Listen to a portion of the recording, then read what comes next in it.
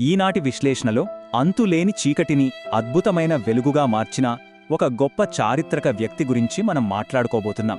జీవితంలో ఎదురయ్యే అతిపెద్ద సవాళ్లను సాకులుగా కాకుండా ఆయుధాలుగా ఎలా మలుచుకోవచ్చో ఈ కథ మనకు కళ్లకు కట్టినట్లు చూపిస్తుంది.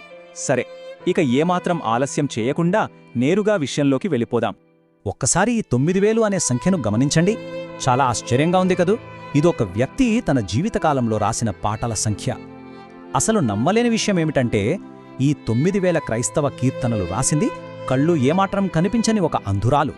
ఆవిడే ఫ్రాన్సిస్ జైన్ క్రాస్బీ. అందరూ ఆప్యాయంగా ఫ్యానీ క్రాస్బీ అని పిలుచుకునేవారు. కళ్ళు లేకపోయినా ఇన్ని వేల అద్భుతమైన పాటలు ఆమె ఎలా రాయగలిగారు? పూర్తి అంధకారంలో ఉంటూనే ఇంత గొప్ప ఘనత సాధించడం వెనుక ఉన్న ఆ సీక్రెట్ ఏంటో ఇప్పుడు మనం డీకోడ్ చేద్దాం. ముందుగా ఆమె జీవిత ప్రయాణాన్ని ఒక్కసారి టైం లైన్లో చూద్దాం. ఫ్యానీ క్రాస్బీ గారు 1820 మార్చి 24న న్యూయార్క్లో జన్మించారు. కాని ఆమె బాల్యం ఏమంత సాఫీగా సాగలేదు. చాలా చిన్న వయసులోనే ఒక కంటి సమస్య వల్ల ఆమె తన చూపును పూర్తిగా కోల్పోయారు. ఆ బాధ నుంచి కోలుకునేలోపే తండ్రి కూడా మరణించారు. ఊహకందని విషాదం కదా. చూపు లేకపోవడం, తండ్రి తోడు లేకపోవడం, ఈ రెండు సంఘటనలు ఆమె ప్రారంభ జీవితాన్ని ఒక పెద్ద చీకట్లోకి నెట్టేశాయి. కాని అసలు కథ ఇక్కడే మొదలవుతుంది. ఇప్పుడు మనం ఆలోచిస్తే అప్పటి పరిస్థితుల్లో ఒక ఒంటరి తల్లి భయం ఎలా ఉంటుందో ఇట్టే అర్థం చేసుకోవచ్చు.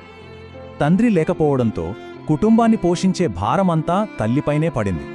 ఆమె పనికి వెళ్ళినప్పుడల్లా కళ్ళు లేని నా కూతురు ఒంటరిగా ఆ చీకట్లో ఏమైపోతుందో అని ఆ తల్లి ఎంతో మనోవేదనకు గురి అయ్యేవారు. సరిగ్గా ఆ టైంలోనే ఫ్యానీ వాళ్ల అమ్మమ్మగారు ఎంట్రీ ఇచ్చారు. ఆమె ఒక గొప్ప సువార్థికురాలు. తన కూతురు పనికి వెళ్తున్నప్పుడు ఈ అమ్మమ్మగారు ఫ్యాలీ బాధ్యత తీసుకోవడమే కాకుండా ఆ చిన్నారి భవిష్యత్తును మార్చేసే ఒక మాట చెప్పారు. ఆమె చెప్పిన ఆ మాటలేంటంటే, నువ్వీ ప్రపంచాన్ని చూడలేకపోవచ్చు, కాని ఈ ప్రపంచం నిన్ను చూస్తుంది. నీ జీవితం ఇంతటితో అయిపోలేదు. నువ్వు దేవుని కోసం బ్రతకాలి, ప్రకాశించాలి, బైబిల్ చదవాలి. నిజంగా ఎంత పవర్ఫుల్ మాటలు కదా. ఈ ఒక్క ప్రోత్సాహమే ఫ్యానీ జీవితానికి ఒక బలమైన పునాదిగా మారిపోయింది. తనలో ఉన్న లోపం గురించి బాధపడటం మానేసి జీవితం పట్ల ఒక సరికొత్త ఆశను, ఉద్దేశాన్ని ఆమె పెంచుకునేలా చేసింది. అయితే మనకొక డౌట్ రావచ్చు. 19వ శతాబ్దంలో కళ్ళు కనబడని ఒక అమ్మాయి ఇదంతా ఎలా చేయగలిగింది అని. ఇక్కడే వాళ్ల అమ్మమ్మగారి డెడికేషన్ మనకు కనిపిస్తోంది. ఆమె ప్రతిరోజు బైబిల్ చదివి ఫ్యానీకి వినిపించేవారు. ఫ్యానీ కేవలం వాటిని వినడమే కాదు, ఆ మాటలను తన మనసులో లోతుగా ముద్రించుకున్నారు. ఎంతలా అంటే ఆ చిన్న వయసులోనే బైబిల్ అంతా స్వయంగా పూర్తి చేసేశారు. దేవుని కోసం ఒక గొప్ప లక్ష్యంతో బ్రతకాలని ఆమె అప్పుడే ఒక ఫిక్స్డ్ డెసిషన్ తీసుకున్నారు. ఈ నిర్ణయం తీసుకొచ్చిన ఇంపాక్ట్ ఎలాంటిదో తెలిస్తే మనం నిజంగా ఆశ్చర్యపోతాం. దేవునిలో ఎదుగుతూ ఆమె స్వయంగా ఒక గొప్ప సువార్థికురాలిగా మారారు. మనం ఇందాక మాట్లాడుకున్నట్లుగా ఏకంగా 9000 క్రైస్తవ కీర్తనలు రచించారు. ఆ పాటలు ప్రపంచవ్యాప్తంగా ఎంతో మందిని దేవుని వైపు నడిపించాయి, స్ఫూర్తినిచ్చాయి. ప్రపంచం నిన్ను చూస్తుంది అని వాళ్ళ అమ్మమ్మ చెప్పిన మాటలు అక్షరాల నిజమయ్యాయి కదా. కళ్ళు లేని ఒక మహిళ తన మాటల ద్వారా, పాటల ద్వారా ప్రపంచానికే ఒక వెలుగును పంచడమంటే మామూలు విషయం కాదు. ఇలా ఆమె ప్రయాణం సాగుతున్నప్పుడు ఒక ఆసక్తికరమైన, కాస్త టెన్షన్ క్రియేట్ చేసే సంఘటన జరిగింది. ఒకరోజు ఒక జర్నలిస్ట్ ఆమెను ఇంటర్వ్యూ చేస్తూ ఒక చాలా సెన్సిటివ్ ప్రశ్న అడిగారు.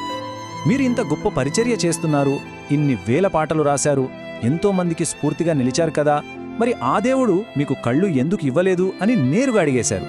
ఎవరినైనా వారి శారీరక లోపం గురించి ఇంత సూటిగా అడిగితే ఆ సిచ్యువేషన్ ఎంత ఆక్వర్డ్గా ఉంటుందో మనం ఊహించుకోవచ్చు. కానీ ఫ్యానీ క్రాస్బీ గారు ఇచ్చిన ఆన్సర్ వింటే మన రోమాలు నిక్కబుడ్చుకుంటాయి. ఆ కష్టమైన ప్రశ్నకు ఆమె ఏమాత్రం కోపగించుకోకుండా నవ్వుతూ ఇలా చెప్పారు. బ్రదర్, ఈ విషయం గురించి నాకు ఎలాంటి బాధ లేదు. ఎందుకంటే నేను మరణించి పరలోకానికి వెళ్ళిన తరువాత నా కళ్లతో నేను చూసే మొట్టమొదటి ముఖం నా యేసుక్రీస్తుదే. అందుకే నాకెలాంటి బాధ లేదు అని చెప్పారు. ఆ ప్రశాంతమైన, అద్భుతమైన జవాబు విన్న ఆ జర్నలిస్ట్ షాక్ అయి వెంటనే ఆమెకు క్షమాపణలు చెప్పారు. తన జీవితంలో ఉన్న ఒక పెద్ద లోపాన్ని ఆమె ఎంత పాజిటివ్గా తీసుకున్నారో ఈ మాటలు స్పష్టం చేస్తున్నాయి. నాకు చూపు లేకపోవడమే దేవుని చిత్తమైతే దానికి నేను ఎంతో కృతజ్ఞురాలని అని ఆమె చెప్పారు. ఈ ఒక్క ఆలోచన విధానమే ఆమెను చరిత్రలో చిరస్థాయిగా నిలబెట్టింది. లేనిదాని గురించి ఏడుస్తూ కూర్చోకుండా ఉన్నదానిని బట్టి దేవునికి థ్యాంక్స్ చెప్పడం ఒక గొప్ప క్యారెక్టర్కి నిదర్శనం.